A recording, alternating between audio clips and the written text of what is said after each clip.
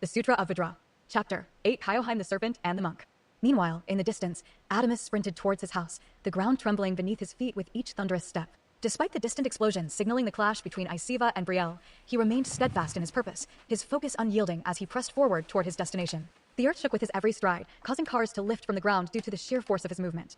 As he finally reached his neighborhood, Adamus spotted his house from afar, with Omnimorph hovering nearby, strangling his mother with his elongated hair. The sight filled him with a cold fury, but he knew he needed to be strategic. Using his superpowers, he concealed himself within the trees and bushes in his backyard, positioning himself just next to Omnimorph and his mother. From his hidden vantage point, Adamus observed Omnimorph, who was nervously biting his nails and muttering to himself, "Why are those samurais taking so long?" Despite his mother's peril, Omnimorph seemed entirely distracted, focusing more on his impatience than the cruel act he was committing. Adamus settled into the bushes in a meditative stance, thoughts racing through his mind. "Omnimorph is way too strong for me," he mused, feeling the urgency of the situation weighing heavily on him. "But I don't have enough time until he loses his patience. I have to hurry and gather as much energy as I can from everything around me."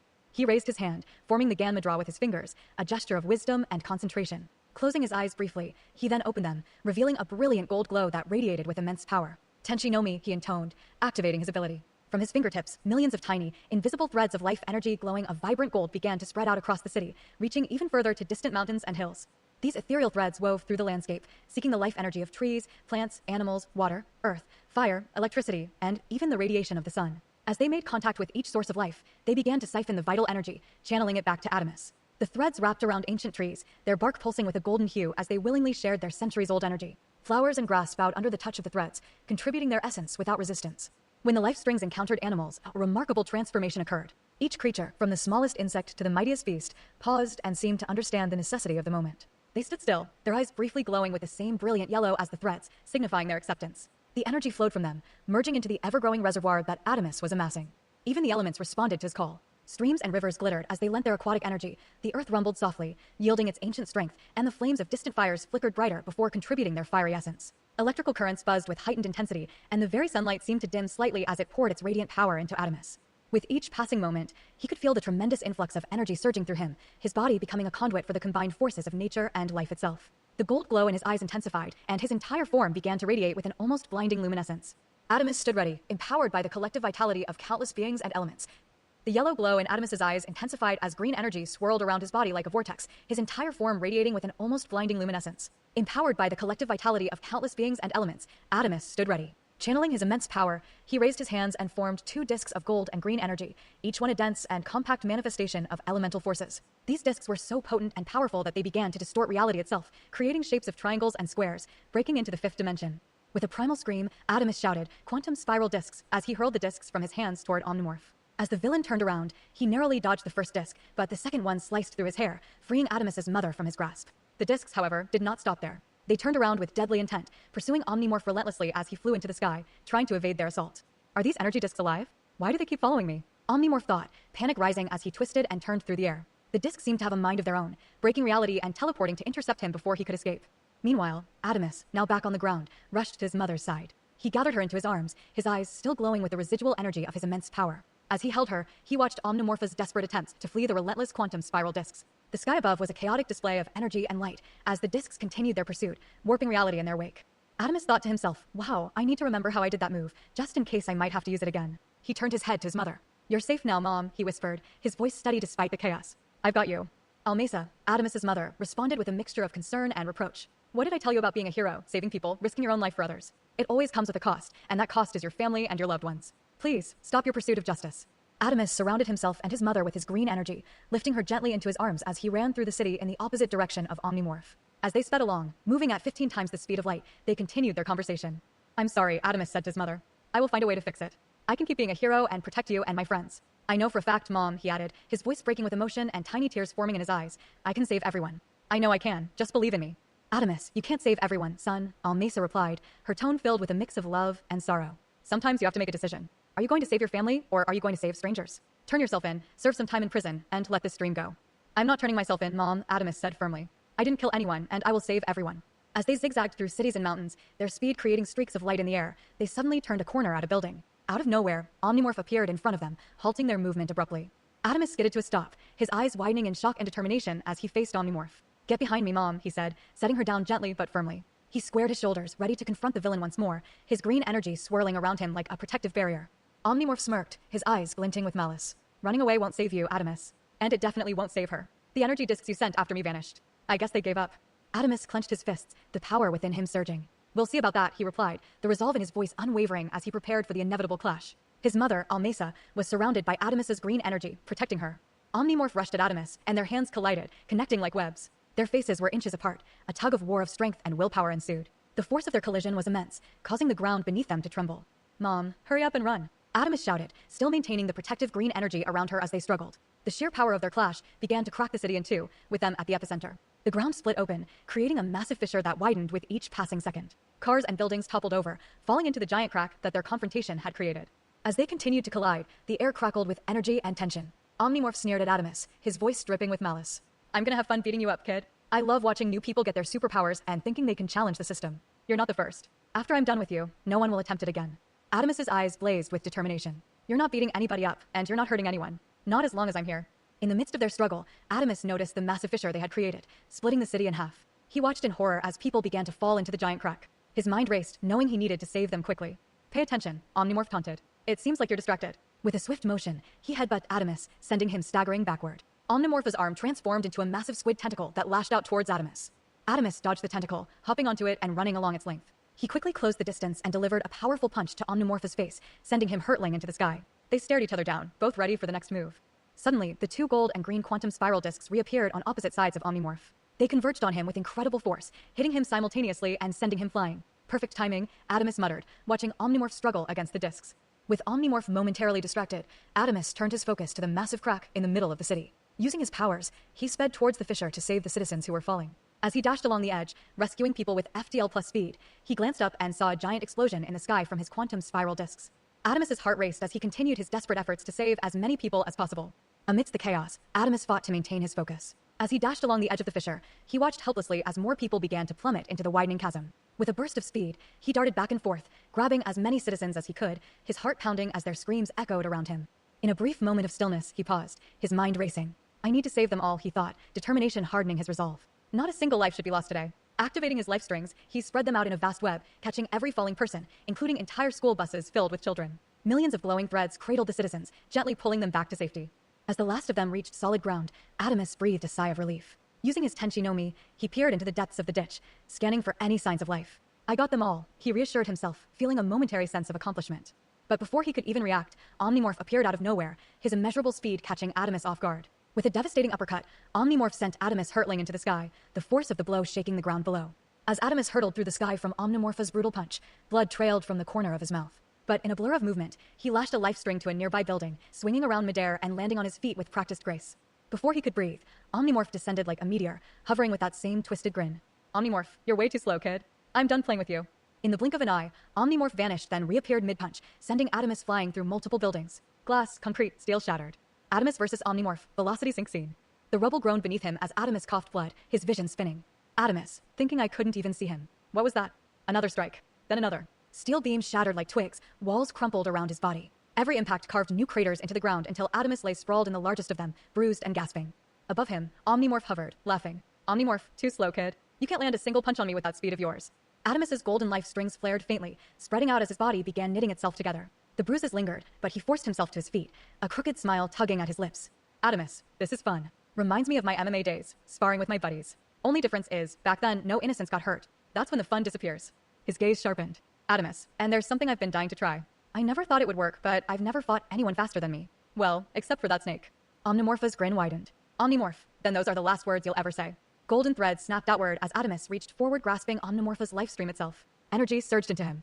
Adamus, smiling, no. These aren't my last words. But I do have something to say. Velocity sync. Omnimorph chuckled darkly. Omnimorph, what an interesting choice for last words. Now die. He blitzed forward at immeasurable speed. But this time Adamus wasn't there. Omnimorph's fist cut through empty space. Another strike. Another kick. Every blow missed as Adamus ducked, weaved, flipped, sliding through the chaos with ease. Golden light shimmered around his strings, his movements impossibly fluid. Omnimorph's eyes widened in shock. Omnimorph, impossible. You were crawling before barely 20 times faster than light. How are you dodging everything? How are you moving at my speed? Adamus steadied himself, golden aura blazing, and smirked. Adamus, simple. I synced our velocities. Yours and mine are now exactly the same. The air vibrated violently, golden sparks tearing through reality itself. Adamus, we're both moving at immeasurable speed now. Narrator, Adamus Vajra was already beyond conventional power, but it was the fusion of two transcendent forces that unlocked his terrifying potential, the Om Mani Padme Hum crystal and the golden light of his divine eyes, the Tenshi no Mi. The crystal gave him total command over energy, kinetic, thermal, spatial, even friction. He could alter resistance itself, rewriting how motion works at the fundamental level. The Tenshi no Mi let him perceive and bind to the life threads of anything, people, objects, forces, concepts, linking them directly to his will. From these powers came velocity sync. Velocity sync isn't speed, it's total control of motion. By syncing the velocity of two entities, Adamus can transfer, merge, or swap their movement in real time. If a comet blazes across the sky, he can steal its momentum and move at light-searing speed. If a snail crawls by, he can reduce his enemy to a crawl. He doesn't need to move. His body simply becomes motion. He can sync a person's heartbeat velocity to the ground, stopping it instantly, or slow down the rate at which someone absorbs energy, reducing their power gain to zero. Since velocity is distance over time, Adamus manipulates both, stretch time, shorten distance, or freeze motion entirely. He can sync a fighter to a falling leaf, or an explosion to a heartbeat. As long as the target is within his perception and the life thread is bound, the velocity exchange holds. He can weaponize stillness, rewrite movement, and bend momentum itself, all with a glance. End of narration.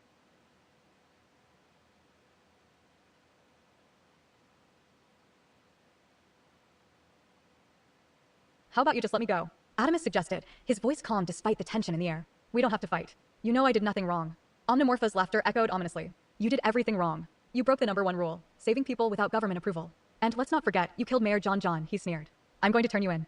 Adamus wiped the blood from his lip, a small smile forming. I've seen your past, Omnimorph. You and the Omega Force tearing down governments, overthrowing nations, killing rulers. You've committed genocide, led brutal coups, and even murdered the god of Agi in the Earth realm of Brazil. All of it just to protect your new country, the Grid. You betrayed your old country for it. You're a traitor. Omnimorph's eyes narrowed, his wicked grin never faltering, though his voice carried the venom of a squid. So it's true. Those eyes of yours. Tenshi no Mi, right? Maybe I should tear them from your skull, one at a time. His chuckle was dark, each note dripping malice, as though savoring the thought of destruction. Betrayed my country? Brazil was never my country. That pathetic, broken land, just like Rome, got exactly what it deserved. It should feel honored, blessed even, to bow before the Grid. The air around them thickened as his voice turned colder, heavier, like the weight of a coming storm. You're naive, kid. This world isn't built on hope or dreams. It's a battlefield. The only ones with real power, we set the rules. This isn't some fairy tale of sunshine and rainbows. It's wolves at the top deciding who lives and who dies. His laughter rang out, sharp and cruel, echoing like the cracks of thunder. Adamus, unflinching, shifted into the wrathful pose, Pratyalha stance, one leg lunging forward, the other grounded behind, steady as the earth itself. His arms coiled with precision, his body taut with controlled energy. The movement was deliberate, charged with a sense of unshakable vigilance and purpose. His eyes locked onto Omnimorpha's, unwavering, sharp as a blade. This was the stance of one who stood ready to destroy ignorance, to confront chaos head-on. Omnimorph scoffed, his voice laced with mockery and disdain. What are you doing? Dancing? Is this the grand dance of surrender? Pathetic. Adamus's expression remained calm, a flicker of a wry smile playing at his lips. His voice was steady, a quiet strength resonating in his tone. No, this is a fighting style called capoeira, rooted in the very culture you've turned your back on. As Omnimorph glowered, Adamus shifted seamlessly from the wrathful stance into a fluid, rhythmic motion. His body seemed to glide like water in motion, each step an intricate weave of strength and balance. With deliberate grace, he dropped into the signature jinga of capoeira, his movements a hypnotic blend of dance and combat. His legs stretched and swept across the ground, carving invisible arcs of power. His upper body swayed like a tree in the wind, his every shift poised to strike or evade, a testament to his mastery of the ancient art. Omnimorph's sneer deepened, his derision like acid. Capoeira? Don't make me laugh. My country is the Grid now. Brazil, Rome, the realms, they're all beneath us. Beneath me. As Omnimorph rushed at Adamus, fury burning in his eyes, Adamus remained calm, his body flowing with the rhythm of capoeira. As Omnimorph closed in with a vicious strike, Adamus reacted with lightning speed, his legs propelling him into a graceful backflip. The motion was seamless, his body arching through the air, avoiding Omnimorph's attack by mere inches. His feet touched the ground softly, his balance never wavering as he landed in a crouched position, ready for the next move. Omnimorph snarled, refusing to let up. He shot into the air, his fists clenched as he aimed a powerful dive straight down at Adamus. The speed and force behind the attack were enough to crush a building, but Adamus was already in motion. With a quick pivot on the ball of his foot, he spun to the side, his body bending low to the ground in a swift esquiva de frente, a defensive maneuver in capoeira designed to evade direct attacks. His torso twisted gracefully, the wind from Omnimorpha's attack ruffling his clothes as he narrowly avoided the deadly blow.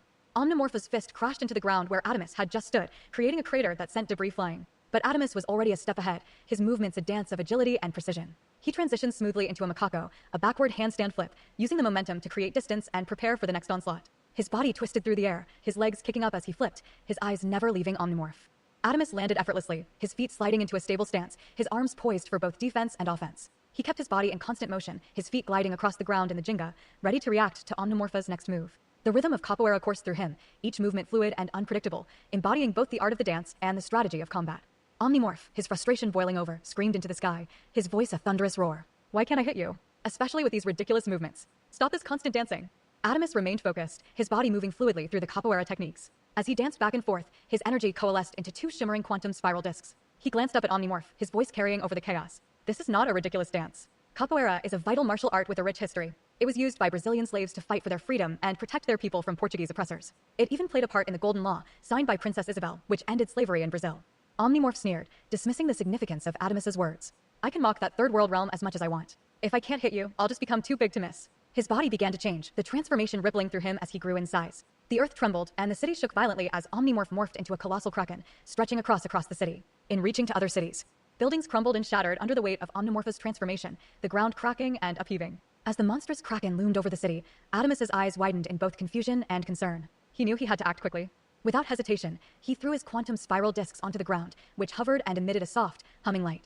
Adamus leaped onto the discs, using them as a hoverboard to rise above the devastation. With a burst of speed, he maneuvered towards the gargantuan kraken, determined to confront Omnimorph despite the overwhelming odds. Omnimorph, now a towering, monstrous figure, roared with fury, his immense tentacles sweeping through the air. One of his colossal limbs swung toward Adamus with the force of a tidal wave. The ground trembled beneath the kraken's swing, and the sheer size of the attack was enough to obliterate anything in its path. Adamus's hoverboard sped across the air, his movements agile and precise as he dodged the massive tentacle. With the quantum spiral discs glowing brightly beneath him, he weaved through the chaos, his capoeira techniques flowing seamlessly into his aerial maneuvers. Adamus soared above the crumbling city on his quantum discs, narrowly evading the massive, swinging tentacles of the kraken. Each swipe from Omnimorph's colossal limbs was a potential death blow, but Adamus's agility and speed allowed him to weave through the onslaught. Despite his best efforts, the sheer number of tentacles began to overwhelm him. With a determined effort, he threw his quantum discs, slicing through several of the massive appendages, but it wasn't enough. In a devastating move, Omnimorph's enormous tentacles ensnared Adamus, lifting him high before slamming him into the ground with bone-jarring force. The impact created a giant crater, and Omnimorph's tentacles relentlessly pummeled him, pinning him down with crushing strength. Adamus's face was bloodied, his body battered and bruised as he struggled to breathe. The relentless assault seemed endless, each tentacle strike further digging him into the crater. Just as Adamus thought he might be finished, he heard a desperate, familiar cry. His mother's voice pierced through the pain and chaos, calling for help. His eyes flew open, and through the crushing weight of the tentacle, he activated his X-ray vision with his Tenshi no Mi. To his horror, Adamus saw one of Omnimorph's smaller tentacles coiling around his mother, squeezing her with a brutal grip. The tentacle shook her violently, her head slamming into a building with a sickening thud. The impact left a bloody mark on her forehead, and she fell unconscious, her life force visibly draining away. The sight of his mother in such peril ignited a storm of fury within Adamus. His eyes flared with a fierce gold light, and his energy surged to unprecedented levels. The intensity of his emotions translated into a raw, overwhelming power that radiated from him. And his green energy flared brighter than ever before, a visible manifestation of his rage and determination. Summoning every ounce of strength left, Adamus burst free from the constricting tentacle. With a fierce cry, he unleashed thousands of life strings, each one glowing with intense energy. The strings lashed out with pinpoint accuracy, wrapping around Omnimorph's tentacles in a fierce tug-of-war. The sheer number and power of the life strings created a dynamic struggle, pulling and tugging at the kraken's limbs, weakening their grip and fighting back against the monstrous foe. Omnimorph's laughter echoed through the chaos, a chilling sound that reverberated through the ruins of the city. Is that all you've got? He taunted as his tentacles continued to shatter Adamus's life strings with devastating force. Each snap of the strings chipped away at Adamus's resolve, leaving him grasping for a final plan. He's too strong and too fast, Adamus thought, his energy reserves dwindling. Going head-on won't work. I need a different approach. Summoning the last of his strength, Adamus manipulated two life strings with precision. One string was used to secure his mother, pulling her to safety away from Omnimorph's reach. The other string was cast far from the chaos. Switch now, Adamus commanded, performing the high-risk maneuver to move his mother to a safe location. Omnimorph's eyes widened in surprise as he noticed the sudden disappearance of his captive. Where did she go? How many powers do you have? It doesn't matter. You're still losing, he roared, his anger boiling over as he continued to crush the remaining life strings. With his life strings destroyed, Adamus was forced to rely solely on his martial arts and quick reflexes. He dodged the massive tentacles and debris, maneuvering skillfully toward the heart of the giant kraken. There, he braced himself beneath Omnimorph's gargantuan kraken form. With a surge of desperate strength, Adamus positioned himself beneath the towering kraken, his body shaking with the effort. His muscles bulged, veins throbbing across his arms and neck, and his face twisted in agony as he pressed his hands against the creature's massive underside. The weight of the kraken, nearly 7 quintillion tons, pushed him down, forcing his feet to sink into the crumbling ground. His mind raced, thinking of the innocents in the city below, the friends and family he had sworn to protect, and the promise he had made to his mother. I can't fail them, he growled through gritted teeth. Not now, not ever. Summoning every ounce of strength, Adamus roared, lifting the behemoth creature off the ground inch by inch. The sheer force caused the earth beneath him to crack and split apart, debris flying as the ground trembled under the immense pressure. Blood vessels bulged across his body, his eyes wide with determination. He could feel his bones straining under the weight, but his willpower, his need to save everyone, overpowered the pain. With one final, explosive effort, he hoisted the kraken above his head, his legs trembling as he steadied himself. Then, with a mighty leap, he launched into the air, the monstrous beast still clutched above him. Higher and higher he soared, the city below becoming a distant blur. As he broke through the skies, Adamus began to spin the kraken in circles, gathering momentum, his muscles burning with each rotation. Get out of my city, you traitor, he roared, his voice filled with fury and righteous power. With one final, cataclysmic swing, Adamus hurled the Kraken with everything he had, sending the enormous creature hurtling into space. As the Kraken flew higher, its colossal form began to shrink, the transformation reversing. As Omnimorph soared higher, his colossal form began to shrink, reversing back into his human frame. He tumbled through the endless void, stars and moons sprawling in every direction, and far beyond them the shimmering outlines of countless hyperverses. Yet even here, above the planet, he felt it the invisible weight of Omniterra. Not just gravity, but something far greater, a higher dimensional pressure, a force that refused to let go. This planet was alive in its own way, pulling back everything that tried to escape. Unless one was impossibly strong or launched outward with equal impossibility, Omniterra always reclaimed what was hers. Omnimorph's body glowed with a sinister aura as he steadied himself in the void, eyes locked on the blue-green world below. A cold smirk curled across his lips.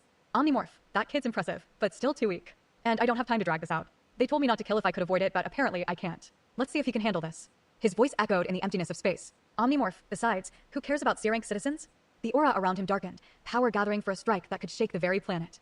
Narrator, on Omniterra, escape is near impossible. Its higher dimensional force drags all things back to its surface. A living gravity that binds gods, mortals, and even hyperverses to its will. The end of narration.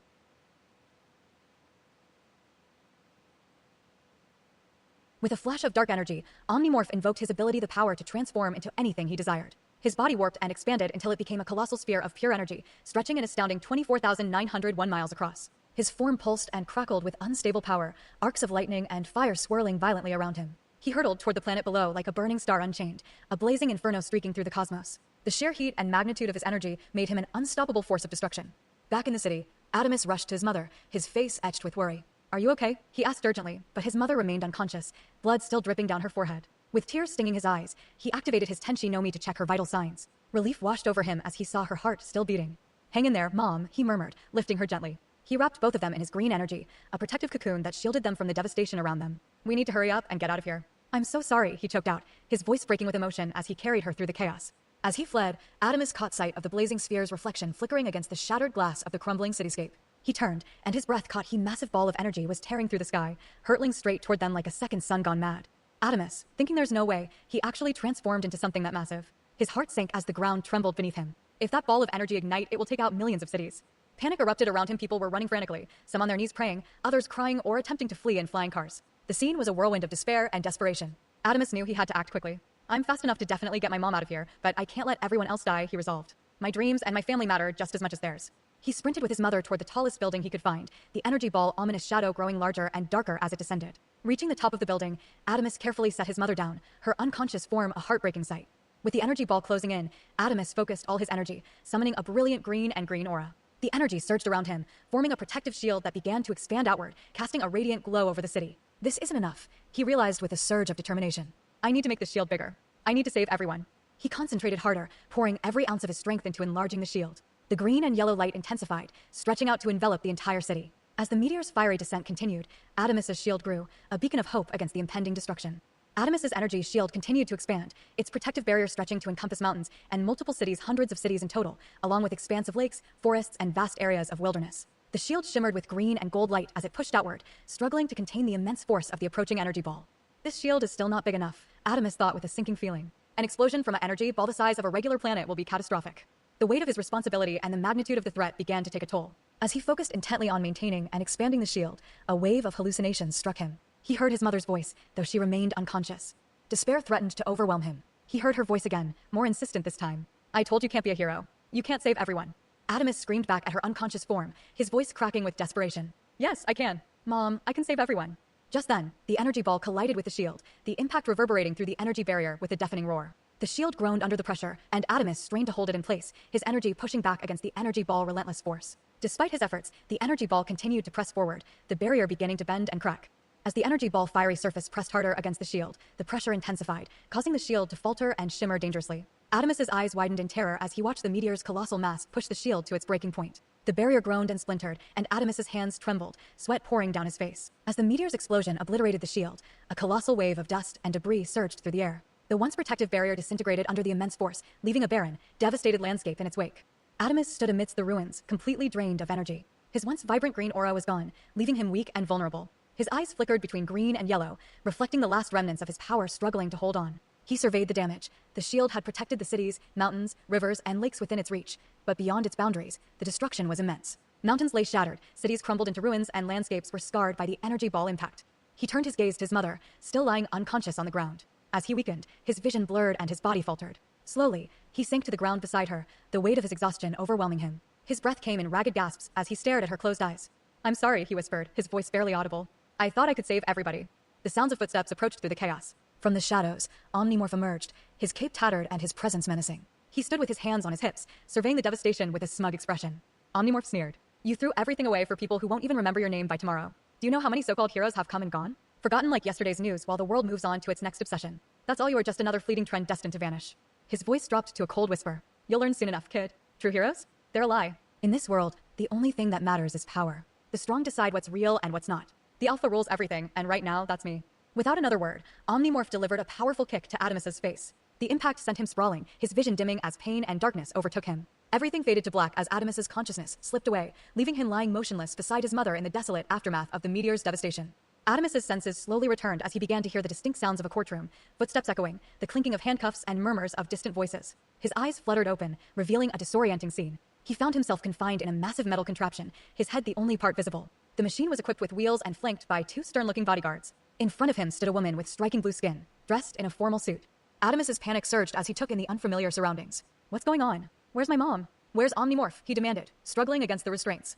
The woman's voice was calm and professional as she addressed him. "My name is Grace Montgomery. I am your lawyer. Please try to remain calm and don't attempt to escape. The restraints you're in are secured with a special crystal embedded in the center. This crystal is Veilstone, sourced from the mutation realm, specifically from the Kingdom Arcadia Prime. Veilstone forces anyone within its radius to use only 5% of their energy, regardless of their abilities. So, there's no escaping this situation." Adamus's frustration grew as he continued to wriggle, but the restraints held firm.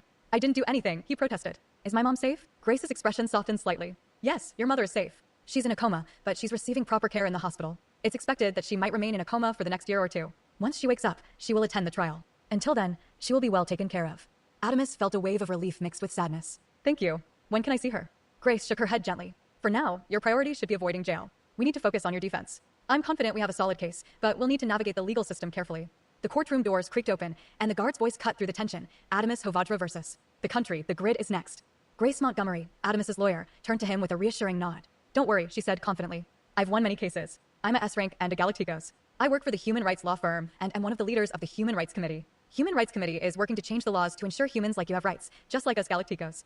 They entered the courtroom, and Adamus, restrained in a metal machine, was led to the center. The judges appeared, two men flanking a woman seated in the middle. As they settled in, Adamus began to panic, shouting, "I didn't do anything. I didn't do anything. They framed me. They framed me." Grace tried to calm him, her voice steady. "Calm down, Adamus. This outburst won't help your case." The female judge banged her gavel. "Order. State your case as to why your client didn't register as a superhero, didn't kill Mayor John, and committed multiple murders and city damage in the pursuit of his capture." Grace rose with poised determination, her voice steady yet commanding. "Your Honor, my client is a minor, only 17 years old, a high school student with no prior offenses. I have irrefutable evidence of his whereabouts during the events in question and a reasonable explanation for why he had not yet registered as a superhero. These infractions, if they can even be considered such, pale in comparison to the gravity of the situation that forced his hand."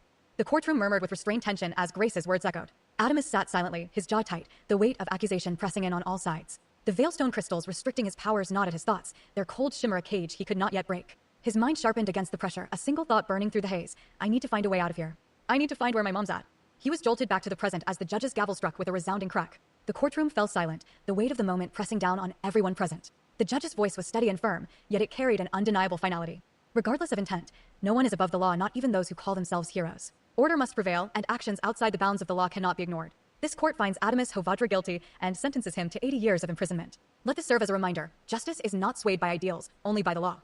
Gasps filled the courtroom. Grace's mouth opened in shock, but the judge raised a hand, silencing the room. "And not just any prison," she continued, her tone glacial. "Adamus Vajra, you are to be transported to one of the most remote locations under our jurisdiction away, in an entirely different realm. The transfer will be executed via our advanced teleportation system immediately."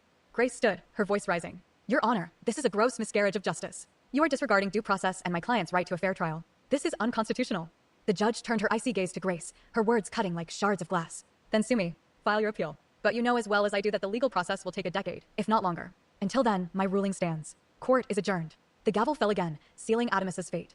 Guards moved swiftly, binding Adamus in glowing restraints as they prepared to escort him from the chamber. Grace stepped toward him, desperation and regret in her eyes. "Adamus, I'm so sorry. This isn't justice. I have enough evidence to exonerate you completely. This should never have happened." Adamus gave her a calm, resolute smile, his voice steady as he replied. "It's okay, Grace. I don't care how far they send me or what they throw in my way. I will find a way back. I promise you that." Grace's eyes welled with emotion as she nodded, her voice breaking slightly. I've never met anyone as strong as you. I promise I'll watch over your mother and make sure she knows where you are when she wakes up. As the guards escorted Adamus out of the courtroom, he felt a mixture of resolve and sadness. His future was uncertain, but his determination burned brightly. Grace watched him leave, her heart heavy with concern, as the young man's fate seemed sealed by the overwhelming odds against him. The courtroom buzzed with fading chatter as the guards escorted him out, shackles clinking ominously with each step. Adamus, still wearing his orange jumpsuit, was ushered through a cold hallway before being placed aboard a futuristic prison bus that hovered silently above the ground. The bus, sleek and metallic, hummed with advanced technology. Its thrusters ignited with a sharp blue glow, lifting the massive vehicle into the sky. The windows, narrow and reinforced, allowed only glimpses of the outside world, teasing the prisoners with the freedom they could no longer grasp. Inside, Adamus sat quietly, his eyes scanning the rows of fellow inmates. Most wore the same orange uniform, but the shapes beneath varied, some humanoid, others grotesque and alien, with forms that stretched the limits of imagination. Some had multiple arms, others glowing eyes or scales, their eerie presence adding to the surreal nature of the journey. As the bus sailed through the air, Adamus' mind raced, thinking of ways to escape. He assessed his surroundings, noting the high-tech restraints and the vigilance of the hovering drones that flanked the transport. Yet, his gaze often drifted to the other prisoners, each a possible ally or foe in his future plans. When the bus finally descended, the view from the window shifted to a sprawling compound. The prison facility loomed beneath them, a colossal structure fortified with steel walls that shimmered with a faint, unnatural energy. At the center stood an enormous portal, its surface pulsating with an otherworldly light, radiating power and mystery. The portal crackled with energy, large enough to transport hundreds at once, its swirling colors a gateway to another realm. As the bus touched down on the shore near the compound, the landscape around them was barren and hostile, with sharp cliffs and stormy seas crashing against the rocks in the distance. The prisoners were ordered off the bus, guards towering over them, weapons gleaming in the harsh light. Adamus stepped onto the hard ground, his gaze fixed on the massive teleporter in the distance. His thoughts shifted from escape to survival as he prepared for the unknown challenges ahead, the portal beckoning with both menace and promise. Adamus, still handcuffed like the other inmates, felt the weight of the crystal embedded in the middle of the restraints, dampening his power, limiting him to a mere 5% of his true potential. Each prisoner had the same device, a shimmering stone that kept them contained, robbing them of any chance to fight back. One of the guards, towering and clad in sleek, black armor, announced that this was just the first stop. This is your first destination, the guard growled. You'll be evaluated blood work, DNA scans before being shipped off to the Earth realm, the country of Chao Sangrento. The inmates slowly began to line up, shuffling toward the facility, each step a march toward their fates. But as Adamus prepared to move with the others, a cold hand gripped his arm tightly. A different guard, eyes hidden beneath a dark visor, yanked him out of line. The guard leaned in, his cold blue skin almost glowing under the harsh lights of the corridor. His eyes glinted with a cruel satisfaction. You're not going anywhere, he taunted, his voice as chilly as his skin. You've got a meeting with someone very important. Adamus slowly lifted his head, locking eyes with the guard. The icy blue hue of the man's skin jogged a memory and recognition dawned. I know you, Adamus growled, fury simmering just beneath the surface. You're the one who ambushed me at school with a jetpack and a sniper rifle. One of Galactico's soldiers. The guard's cruel laughter filled the hallway. In an instant, he struck Adamus across the face with an energy baton, sending him crashing to the floor. That's for last time, you little brat, the guard sneered, standing over Adamus. His blue skin shimmered in the dim light, a chilling reminder of the power behind him. Adamus wiped the blood from his lip, a small, mocking grin spreading across his face. His eyes began to glow faintly, but noticeably. Even with just 5% of my power, he said with quiet menace, you're still weaker than me. For a moment, the guard's smug expression flickered, doubt creeping in. His chilly exterior couldn't mask the hesitation in his eyes. But he quickly recovered, masking his uncertainty with a sneer.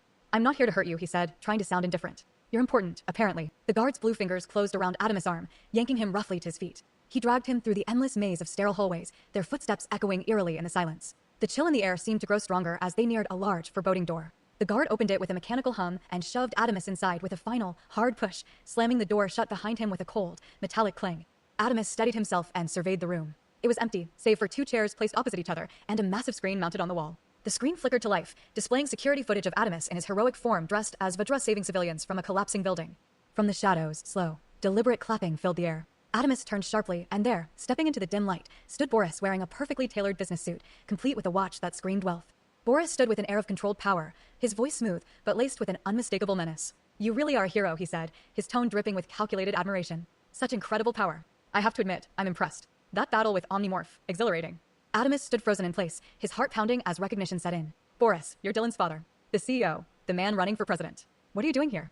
For a moment, hope flickered in Adamus's eyes. His breath quickened, excitement bubbling in his chest. Wait, don't tell me. You're here to bail me out, right? His voice brimmed with the energy of someone desperate for good news. You always know when to show up.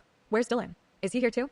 Boris's sharp smile widened as he glided over to a sleek chair, gesturing casually for Adamus to sit. Have a seat, Adamus, he said smoothly, each word carefully measured. I'm here to do both.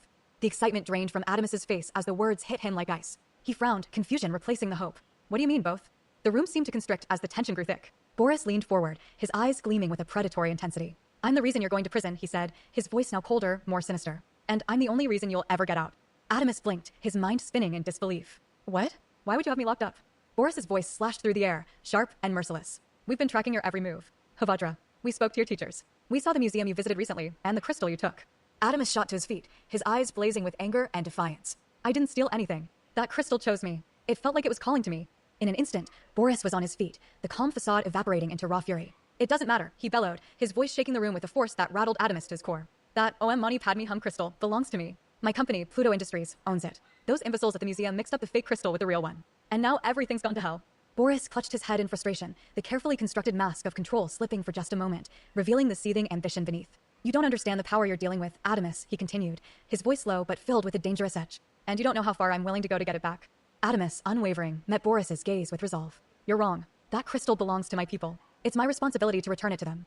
Boris sneered, his face twisting with arrogance. Return it? To those barbaric monks? They're nothing more than cavemen compared to us. Reaching into his pocket, he pulled out a sleek remote. You won't be returning anything, he growled. With the press of a button, the crystal embedded in Adamus's handcuffs came to life, releasing waves of red lightning that tore through his body. His muscles spasmed uncontrollably, but Adamus gritted his teeth, refusing to scream, even as his body convulsed with pain. Through the agony, Boris's voice broke through like a mocking echo. So, where is it? Where did you hide the crystal? The red lightning sputtered to a halt, leaving Adamus momentarily twitching on the cold floor, his body still defiant despite the pain.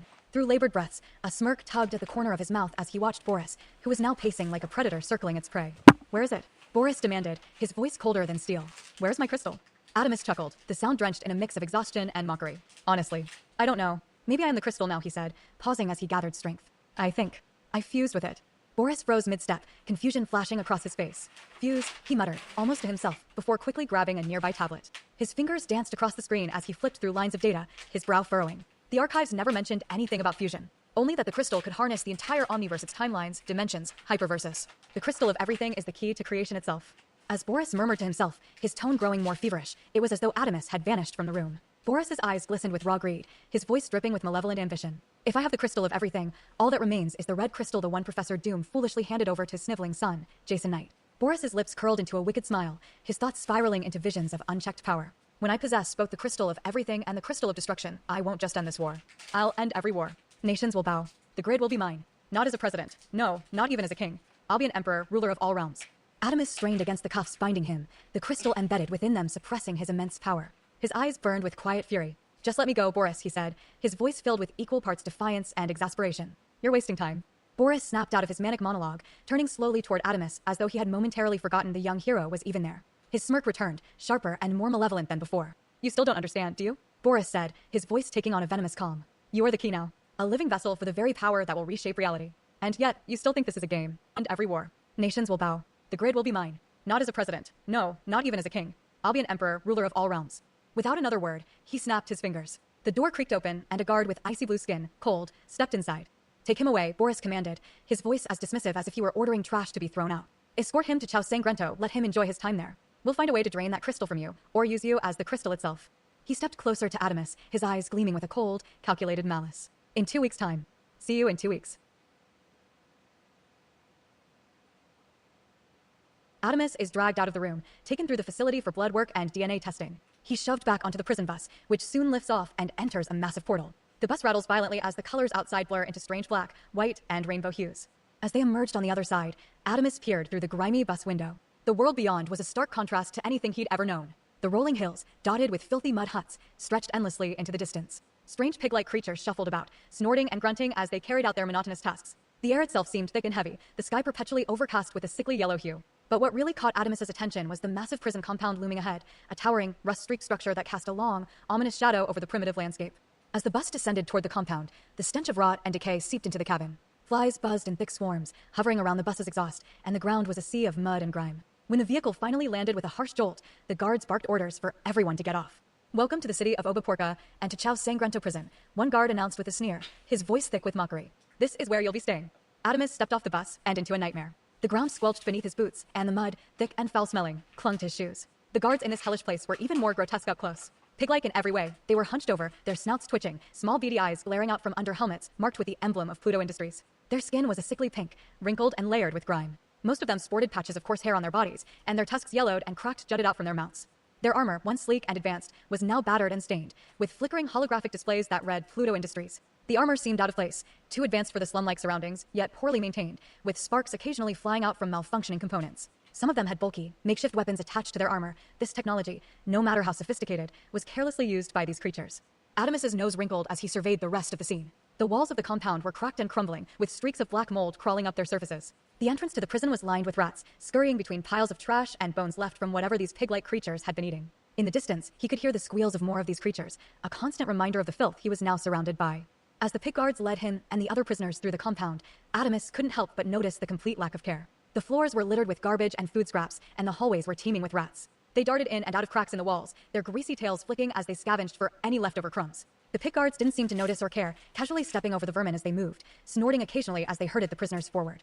Adamus watched carefully, forcing himself to memorize every left and right turn, every crack in the wall, every malfunctioning camera. The corridors grew narrower, the stench more unbearable with each step.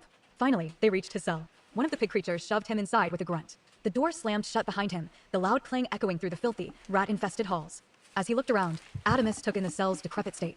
The walls were damp, with moss and mildew creeping up from the floor. The ceiling dripped a foul liquid onto the dirt-caked ground, and the mattress, if it could even be called that, was little more than a pile of ragged cloth, infested with bugs. Adamus gritted his teeth, his eyes glowing faintly as he told himself to remember everything. Inside the cell, Adamus saw a figure huddled in the corner, and two beds situated on opposite sides of the room. The figure's eyes glowed a mysterious purple as it approached him. Adamus, slightly apprehensive, said, "I don't want any trouble, okay? I'm just..." As the figure drew closer, the dim light revealed her features. She emerged from the shadows with a fluid grace, her movements smooth and deliberate, like a wisp of smoke. Her eyes, initially glowing with an entrancing purple, gradually shifted to a warm, soulful brown. Her skin had a radiant quality, glowing softly under the light. Her long, raven-black hair cascaded down her back in lush waves, brushing against the orange prison jumpsuit she wore, which clung to her curvaceous frame. Despite the rugged appearance of the jumpsuit, she moved with an effortless elegance.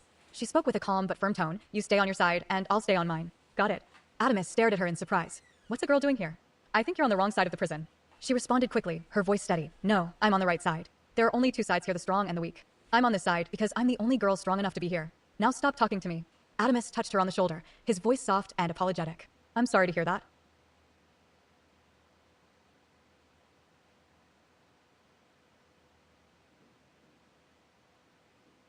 Her reaction was instantaneous, a result of her disciplined samurai training. With a swift, practiced move, she spun around, her hands grabbing his arm and flipping him effortlessly onto the ground. "Don't touch me," she exclaimed, her voice a sharp command. Adamus, caught off guard but determined to de-escalate the situation, quickly recovered. He rose to his feet just as she lunged at him again, her movements fluid and precise, like a well-honed blade. The fight that ensued was brief but intense. She struck with rapid, controlled blows, while he dodged and deflected with equal agility. They grappled, each trying to gain the upper hand, their movements a blur of force and finesse. Finally, Adamus managed to pin her against the cold, hard floor of the prison cell. With a firm grip, he held her wrists down, his strength evident as he restrained her. His breathing was heavy, but his voice was calm and soothing. "Calm down," he said gently, his eyes meeting hers with a mixture of determination and empathy. She struggled for a moment, her eyes filled with both fury and confusion, but gradually, the tension in her body eased as she looked into his earnest gaze.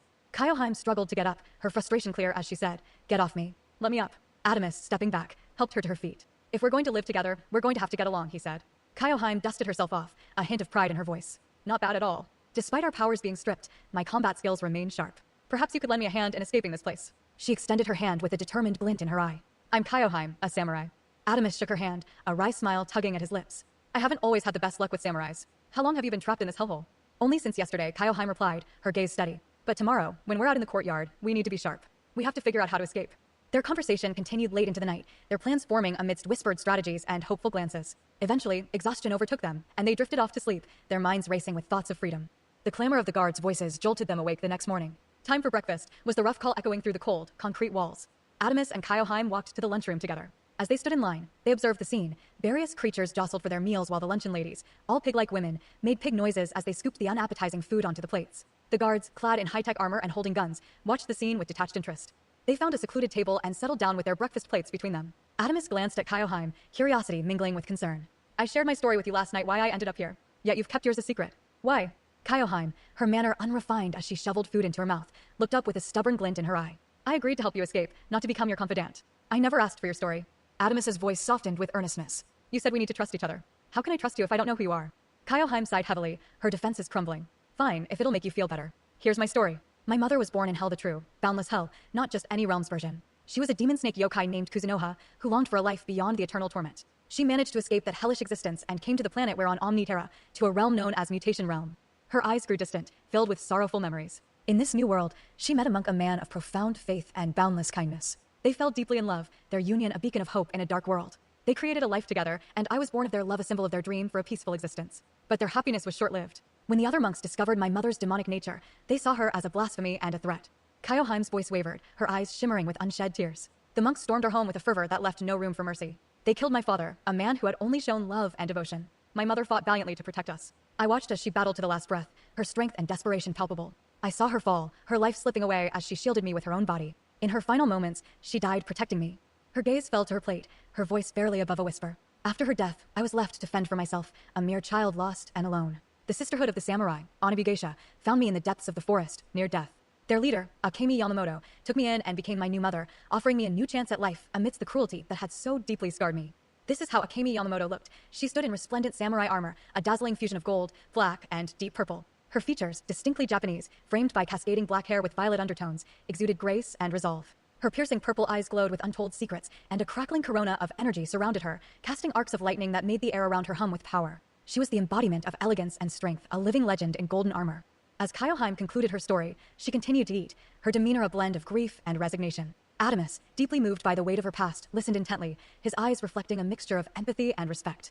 Adamus, observing Kiyohime's crude eating habits, remarked with a touch of irony, "A demon, huh? It seems your origins explain more than just your fierce nature." His gaze lingered on her, a blend of curiosity and newfound understanding. In the quiet aftermath of a revelation, a deeper bond began to form between them, tempered by shared hardships and the raw truth of their pasts. Kiyohime chuckled. "Yeah, the samurais tried to teach me manners, but controlling the demon side of me is tough sometimes." She continued, "Just a week ago, my sisters and I arrested a superhero named Nathan Hunter who had stolen a very important red crystal." Adamus' interest piqued at the mention of the red crystal. Red crystal, he thought, recalling the conversation from the night before. Kiyohime's voice trembled with suppressed anguish as she recounted the events. When we returned to the dojo that fateful night, it was well past midnight. The silence was shattered by piercing screams and the clash of combat coming from Akemi Yamamoto's chamber. My heart raced as I burst into the room, only to witness a scene of devastation. Her gaze grew distant, reliving the horrific moment. Akemi lay on the cold floor, her breathing shallow and labored, as a shadowy figure withdrew a bloody dagger from her chest. In a blur, the figure vanished into the shadows. I rushed to her side, cradling her in my arms. The life was ebbing from her eyes, her once strong presence now weakening.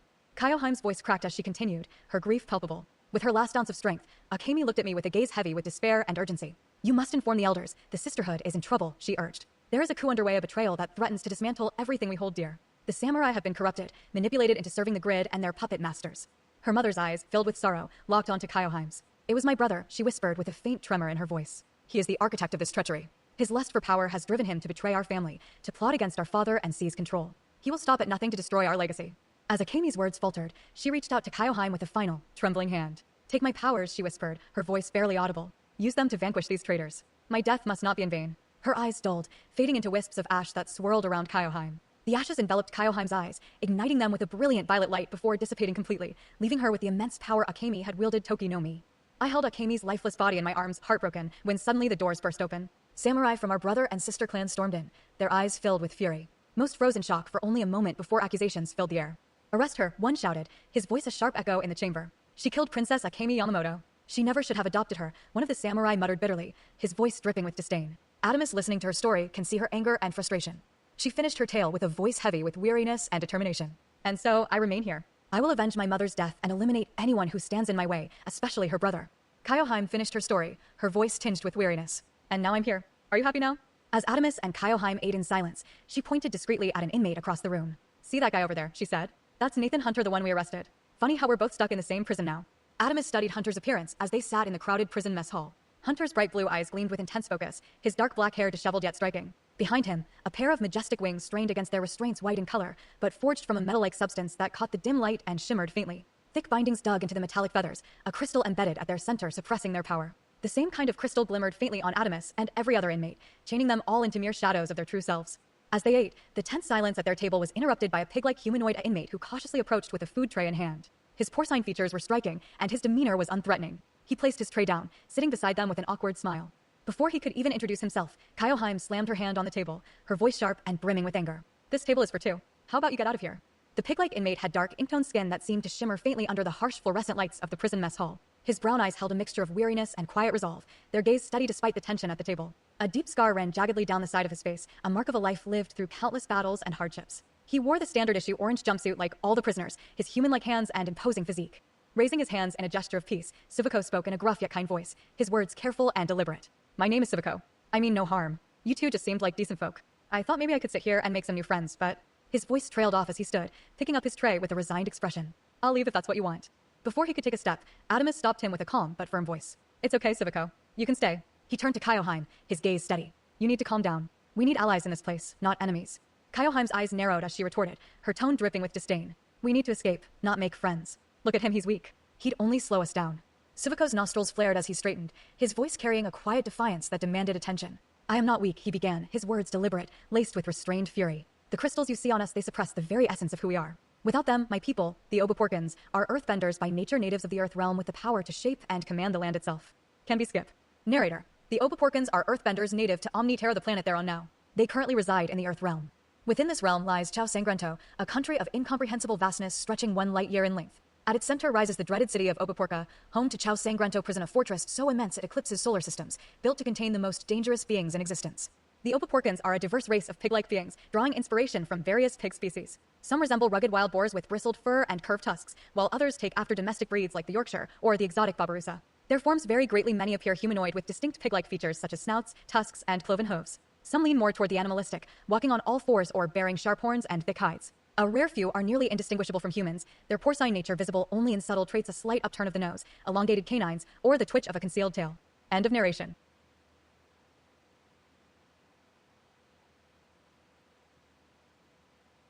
He gestured around the room, his scar catching the light as his tone grew heavier. When the grid imposed its dominion over my homeland, the first thing they did was strip our autonomy. They divided us, segregating those with powers from those without, and used the powerless as tools of enforcement, guards armed with technology and weapons. The grid crafted this imbalance intentionally, a system designed to disarm our resistance before it could even begin.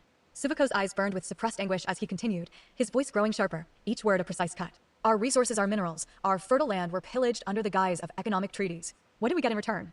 Factories to churn out goods for their profit, while we remained in mud huts built by our very powers. They stole not only our wealth, but the dignity of our labor, replacing self-sufficiency with dependence and leaving our lands hollowed out and polluted. And then, to solidify their grip, they did the unthinkable. They murdered the god of our land, the very heart of our cultural and spiritual identity, severing us from what gave us hope.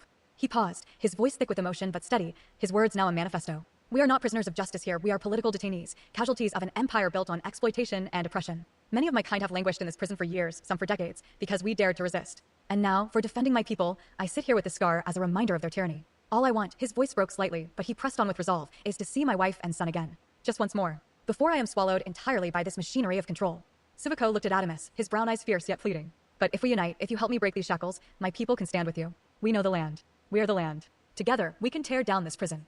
Adamus's expression softened with respect, and he nodded. We will all get out of here, Siviko. I promise. And we will achieve our dreams. Siviko's small, hopeful smile grew as he looked at Adamus. I like this kid's attitude, he said, his voice thick with emotion. But before the moment could settle, a deafening crash echoed through the mess hall.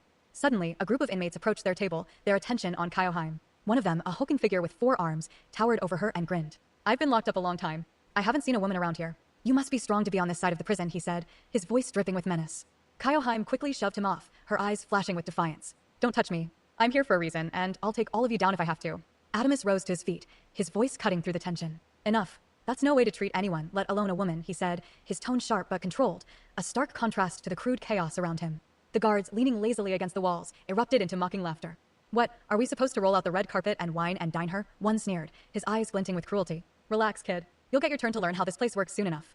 Siviko, ever the voice of reason, stepped forward, raising his hands in a placating gesture. Gentlemen, there's no need for this. We're all here because we've already lost enough. Let's not make it worse. But before Siviko could say more, one of the 4-armed inmates' cronies stepped up behind him, his bulky frame dwarfing Siviko as he grabbed him in a bear-like hold. Stay out of it, pig, the crony snarled, easily immobilizing him. Meanwhile, 2 of the inmates turned their attention to Kiyohime, their expressions leering as they moved in. But before they could lay a hand on her, Kiyohime exploded into motion. Her first kick connected with the side of one man's head, sending him sprawling unconscious to the ground. In the same fluid motion, she pivoted, her second kick shattering the knee of the other, leaving him howling in pain as he collapsed. The room seemed to hold its breath as all eyes turned to Kiyohime. Her lithe frame radiated lethal precision, and her fiery glare dared anyone else to try. The 4-armed inmate, a towering figure with rippling muscles and a scarred face, let out a guttural laugh. Feisty, he drawled, his grin widening. I like that. Let's see what you've got. He cracked his knuckles, his 4 massive fists clenched, clearly relishing the challenge. Before he could get too close, Adamus reacted, summoning his life strings, glowing with yellow energy, from his body. The strings wrapped around the 4-armed man, tying him up. But just as quickly, the crystal on Adamus' body began to glow red, and his energy started to drain. His life strings vanished as his power faded. Damn it, Adamus cursed, realizing they were powerless. I guess we'll have to fight with our hands. As the chaos unfolded, Adamus and Kiyohime found themselves surrounded by the prison inmates. Nathan Hunter, however, remained seated at his table, quietly eating while the guards watched the fight with amusement. The pig-like guards began snickering and placing bets on the outcome. One guard said, "I think that duo's gonna win," while another disagreed. "Nah, they're outnumbered. The other guys will take them down." One of the guards chimed in, "Let's bet money on it. I'm putting 100 chapa on the duo. That's half my paycheck." Another guard raised an eyebrow. "I'll throw in $50, he said casually. The others turned to him in surprise. "Dollars? How'd you get dollars? That's the highest currency." The guard smirked. "Our chapa's worth so little compared to dollars." The guards leaned lazily against the walls, half watching the brawl while debating their wagers. One of them snickered, "Man, I'd kill for some actual cash. Chapa currency's about as worthless as the mud the Obaporkins people live in." Their conversation was abruptly cut off by a collective gasp as they turned their attention back to the chaos. The fight was over. The once crowded room of jeering inmates now lay eerily silent, bodies strewn across the floor, unconscious. Standing amidst the carnage, Adamus and Kiyohime were breathing heavily, their faces smeared with sweat and grime, their bruised bodies a testament to the ferocity of the clash. Civico stood nearby, wide-eyed and slack-jawed, clearly in awe of what he had just witnessed. "Impossible," one guard muttered, the disbelief thick in his voice. Another guard spat angrily. They were supposed to get their asses handed to them. "What the hell is this?" Without hesitation, one of them reached for a control panel embedded in the wall. "Fine," he growled, "if they won't break the old-fashioned way, let's remind them who's in charge." Before Adamus or Kiyohime could react, a sharp, high-pitched whine filled the room, followed by the crackling of electricity. In an instant, excruciating pain shot through their bodies as the crystals embedded in their restraints unleashed a merciless electric surge. Adamus clenched his teeth, his knees buckling as the current overwhelmed him. Kiyohime, despite her resilience, let out a strangled gasp as she collapsed beside him. Civico fell next, his massive frame shuddering as the current surged through his shackles. The guards sauntered forward, their smug expressions returning. "Guess the show's over," one sneered, gesturing to a pair of guards to haul the trio away. Back to their cells. Can't have these wannabe heroes causing more trouble. As Adamus and Kiyohime were dragged through the halls, their bodies limp but their minds racing, they exchanged a fleeting glance, one that spoke of unyielding resolve despite the crushing setback. Civico trailed behind, his bewilderment giving way to quiet determination. Later that night, after a taxing day, Adamus and Kiyohime woke up in their cell. Kiyohime, her tone more encouraging, said, "You're a really good fighter. I'm even more confident that we can find a way to escape now." Adamus, feeling defeated, put his head down. "I don't think we can escape. I can't even use my life strings energy," he said, resting his head in his hands. "I'm never gonna save my mom or my friends. And Dylan Dad gonna use me like a lab rat in a couple of weeks." Kiyohime, trying to lift his spirits, said, "You're supposed to be the monk between us. Why am I being the positive one? We're both going to save our family and friends. And honestly, I'm impressed you even managed to use your powers at all. These crystals only let us use 5% of our physical strength and completely negate our powers." Adamus, nodding, replied, "You're right. I'll try to be more positive, and I'm not a monk." They shared a laugh, the weight of their circumstances momentarily lightened. A few nights had passed. In the stillness of their dimly lit cell, with the moonlight filtering through rusted bars, Adamus sat cross-legged on the cold stone floor. Kiyohime lay nearby, wrapped in slumber, unaware of the silent revolution stirring beside her. His eyes were open not with sight, but with intent. He reached out with his life strings not physically, but through sheer will. Golden threads flickered faintly at his fingertips, glowing for the briefest instant before vanishing, smothered by the crystal embedded in his restraints. His jaw tightened. Again he tried. Again they dissolved. The cycle repeated, failure after failure, each attempt eroding his patience as the crystal's suppression pressed harder against his spirit. Finally, Adamus exhaled, closing his eyes. He steadied his breathing. The prison's cold stone, the dim light, the clatter of bowls and chains around him, he let it all fade into silence. Under his breath, the ancient mantra stirred. "Om Mani Padme Hum." The sound was not mere words, but resonance, a vibration that slipped past the crystal's binding. Each repetition strengthened his focus, each syllable peeling away a layer of suppression. The bindings quivered. The golden halo in his spirit swelled. When his eyes opened, the threads returned no longer fleeting, but steady and alive, shimmering in quiet defiance of the crystal. He extended them cautiously, his will flowing outward, until they brushed against a small rat scurrying across the cell floor. A test subject. A chance. The threads didn't simply pull at the creature's nerves. They slid deeper, probing past flesh and bone, past sinew and vein, reaching into the very rhythm of its life. First, he slipped into its nervous system, mapping the electric pulses as if reading its language. Then he went further, burrowing into the rat's DNA, like a divine needle threading golden light through genetic code. The rat trembled violently, its eyes wide with terror, but Adamus held firm. With each second, he rewrote the creature's essence. Synapses bent his command. Reflexes rewired. Muscle fibers surged with foreign will. Even its primal instincts, the urge to run, the fear of predators vanished. He became its nervous system. The rat froze, then stood upright, unnaturally still. Its body jerked once, twice, then obeyed. It walked forward, stopped, turned left, bowed. A flick of Adamus's fingers, and the rat leapt on command, controlled with the same precision as a limb of his own. It wasn't mind control. This was nerve hijacking. His narrow nerve sync was no longer a theory, it was real. He continued to experiment, refining his control over the rat. This breakthrough offered him a sliver of hope, a potential strategy for their escape plan. With renewed determination, he focused on mastering this new skill, knowing it could be their key to breaking free from their confinement. Can be skip. Narrator Adamus has unlocked a new power, narrow nerve sync. Stage 1 begins with control over low-level beings. Using his golden life strings, Adamus hijacks the nervous systems of small creatures or entities with minimal resistance, syncing their reflexes directly to his will. Their bodies become extensions of his intent. Every twitch, every movement, they no longer belong to them. They belong to him. Stage 2 expands his control beyond the living. Through the same life strings, Adamus can inject nerve-like systems into inanimate objects. Rocks tremble. Swords pulse. Guns aim themselves. These objects gain simulated nervous systems twitching, reacting, and fighting on his behalf. He doesn't control tools. He awakens them. They become alive and function, with a heartbeat made of golden thread. Stage 3 warps the very rules of reality. His creations become fully animated, regardless of logic or structure. Toon force level manipulation kicks in. A rock grows legs and sprints. A sword forms an eye and sees. A crumbling wall stretches into a mouth and screams commands. These aren't just moving, they're self-expressing, twisted beings of purpose born from Adamus's will. Their forms mean nothing anymore. Shape, weight, logic irrelevant. If it exists, it moves. Stage 4, the highest tier, reaches into the realm of the unthinkable. Adamus uses narrow nerve sync to grip concepts and imagination itself. He can extract a thought from his mind and breathe nerves into it. He can grab abstract forces like fear, victory, or death and bring them to life as living, nerve-bound beings. They flinch, they react, they fight not as metaphors, but as entities with presence. This is possible because his life strings connect to everything existence, non-existence, the living, the dead, and the never-born. Even things that shouldn't exist can be pulled into the battlefield if Adamus imagines them hard enough. Once imagined, he binds nerves into them, and they obey. A shadow can flinch. An idea can scream. A dream can bleed. And all of it moves only when he allows it to. End of narrator. Kiyohime woke to find Adamus meditating with a rat in front of him, holding a key card in its tiny paws. Her eyes widened. Where did you get that key card? Can you talk to rats now? Have you made friends with them? Adamus chuckled. Not exactly. I've connected my life energy to the rat, so I'm controlling it. Kiyohime, intrigued but concerned, asked, That's interesting, but aren't you worried about running out of energy like you did against that forum guy? Adamus explained, I've found a way to manage that. If I stay still and constantly gather energy, even though the crystal drains it, I can maintain control for a while. Just enough to use this rat to get the key card. Kiyohime, moved by his ingenuity, gave him a quick hug. You're the best. Realizing her spontaneous gesture, she pushed him away, mumbling, my bad. Then she refocused. So, are you ready to escape right now? Adamus shook his head. No. If I'm leaving, I'm taking everybody with me. Kiyohime raised an eyebrow. Why do you care about these jerks and perverts? Adamus responded firmly, I can tell some of them are innocent. It's better that 10 guilty persons escape than that one innocent suffer.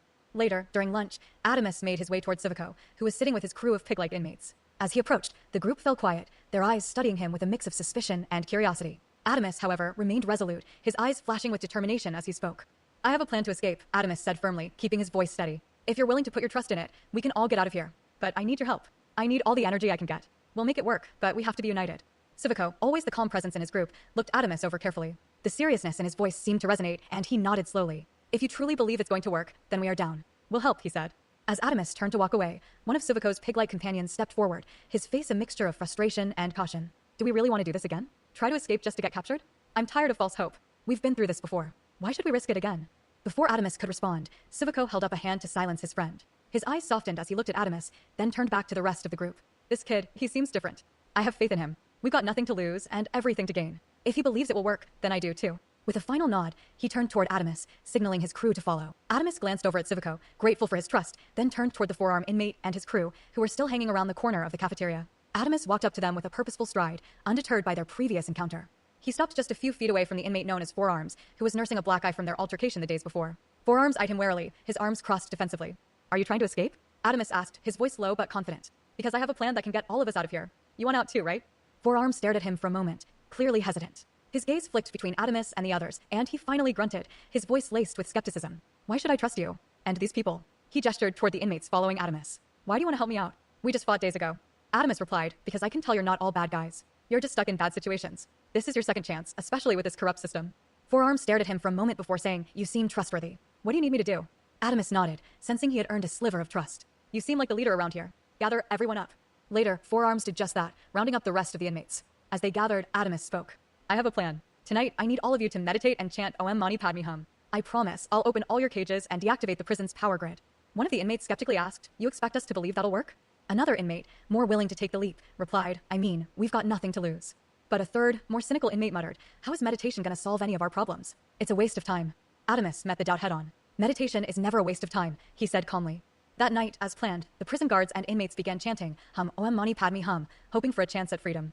As the night progressed, the chant Hum Om Mani Padme Hum echoed through the prison. In every cell, the inmates, following Adamus's plan, chanted along. Meanwhile, in the generator room, the security guards watched the security cameras with skepticism, chuckling at the sight of the inmates meditating. What's with this weird chant? One guard asked, his tone dripping with amusement. I don't know, another guard replied, shrugging. Let's just keep an eye on them. In the cells, Adamus sat in deep meditation. His life strings extended throughout the prison, reaching out to the other inmates. Despite the crystals suppressing their powers, Adamus's energy surged as he drew strength from the life energy of the inmates and the rats. His green fiery aura returned, vibrant and potent. He directed the rats to the power grid, where they chewed through wires and dismantled the prison's electrical systems. In the security room, panic set in as alarms blared and screens flickered. "What's going on?" one guard shouted. "Why is everything glowing green? The machines are shutting down." Kiyohime, observing the chaos and the transformation of Adamus's energy, asked, "Where are you getting all this power from?" Adamus, smiling confidently, replied, "These words, hum om mani padme hum, can shatter reality and make dreams come true." As he spoke, the sound of unlocking mechanisms filled the air. The cage cell doors began to swing open. "Yes," Adamus exclaimed, triumphant. The rats chewed through all the wires. "The crystals are deactivated. We can use our full strength now." Using the connection he maintained with his life strings, Adamus relayed the message to the other inmates. They heard his voice clearly, each one understanding the call to action. The prison's power grid was down, and the path to freedom was now within reach. Adamus stood up from his meditation and raised his hand in the Gan-mudra, his eyes glowing a brilliant gold. Whispering, "Tenshi no Mi," he extended his hand to Kiyohime and asked, "You ready to go?" "Yes," she replied, "but I need to change first." Adamus, impatient, said, "We don't have time for that." Kiyohime insisted, "It won't take long," and with a subtle incantation her prison garb dissolved into shimmering threads of magic. In its place formed a striking samurai-style outfit, black as midnight with accents of deep crimson. The armor plates were sleek and fitted, edged with traces of gold that glimmered like embers in the dim light. A crimson sash bound the waist, its knot flowing into layered fabric that gave her silhouette both grace and power. The gauntlets and greaves were lacquered black with streaks of red, completing the look of a warrior poised between elegance and ferocity. Her long hair framed the ensemble, and with every movement, the outfit seemed to whisper of battlefields and blood, of a serpent's wrath dressed in the guise of a samurai. Kiyohime then cast a spell on him, and the dull orange of his prison jumpsuit dissolved into shimmering motes of light. In its place appeared a sleek samurai-inspired battlesuit, primarily black with sharp white accents cutting along the armor's edges. The design carried the spirit of traditional samurai armor, but refined into a modern, streamlined form. Plates fitted close to the body for speed and agility, yet still radiating authority. The chest plate was jet black with polished white inlays, etched with abstract storm-like patterns. His shoulder guards were angular and minimal, shaped for mobility, their edges lined in white that caught the light with a subtle gleam. Gauntlets and greaves reinforced his arms and legs, blending lacquered black surfaces with white ridges and trims. A broad sash at his waist was layered in black and white fabric, tied in a stylized modern obi knot that hinted at both discipline and style. The outfit's overall effect was striking a warrior clothed in the balance of shadow and light, tradition and evolution. It was the garb of a modern samurai touched with divine presence, a fusion of the old world and something beyond mortal design.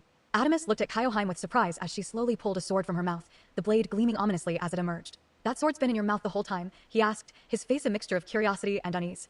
The weapon, her Muramasa katana, was a masterpiece of sinister craftsmanship. The blade itself was forged in a haunting black, its surface etched with swirling patterns of deep purple that seemed to shift and shimmer like smoke under the light. Along the edge of the blade, faint traces of a dark red hue pulsed. The sword had a life of its own, feeding off an unseen energy. Its hilt was wrapped in black leather, intricately braided, with a texture resembling scaled snake skin. The pommel bore the head of a serpent, its eyes made of glinting amethysts that seemed to follow one's gaze, emanating an eerie intelligence. The guard was shaped like a coiled snake, its fangs extended outward, as if ready to strike. Engraved along the blade in delicate yet sharp strokes were the words Lady Death, written in an ancient script that seemed to whisper her name when the katana moved. The weapon radiated a malevolent aura, one that made the air around it feel heavier, colder, as though the blade hungered for its next victim. Kiyohime grinned and stuck her tongue out, revealing a tattoo. "Sort of. This tattoo is a curse my monk father placed on me. It lets me keep things in a different dimension." Adamus extended his hand again. "Let's go. We need to hurry." Kiyohime took his hand, and together they sprinted through the prison corridors, with other prisoners joining in the chaos. As they ran, Kiyohime's thoughts drifted to a distant memory. She recalled a prophecy from a sage about a warrior with golden eyes, a figure ablaze with fire, who would offer her a world of possibilities. Could Adamus be the one from the prophecy? Despite her doubts about prophecies, something in Adamus's unwavering determination and fiery presence stirred a sense of hope within her. As they fled together, she felt an unexpected connection and the possibility of a new beginning, igniting a spark in her heart.